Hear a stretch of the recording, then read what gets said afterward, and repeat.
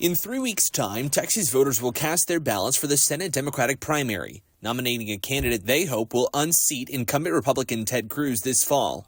Recent polling from the University of Houston, though, shows some 38% of Democratic voters aren't sure of who they'll vote for. 40% say they support Congressman Colin Allred, and 12% say they back State Senator Roland Gutierrez. We spoke with both of them over the weekend. How critical is it for your campaign to tap into those 38%? Well, this has been our task this entire time, is for me to have a chance to introduce myself now to Texans, all across our state. Gutierrez points out that polling puts both himself and Allred as having something of an equal shot against Cruz. At the end of the day, we're going to keep doing what we've been doing, which is going across the state, talking to people about the things that matter most.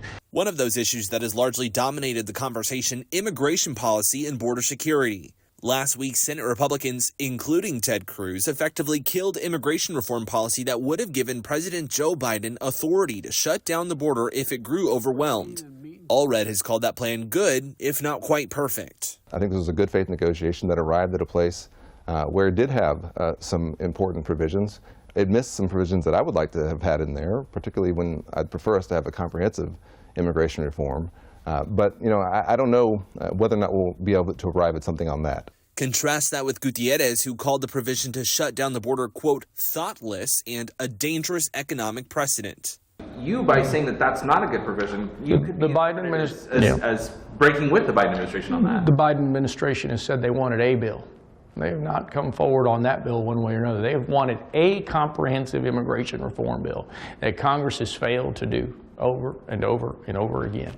But the president did say he would sign that provision into law if Congress were to pass it. But the chances of that now look unlikely, and the conversation of immigration reform seems likelier to surround the election.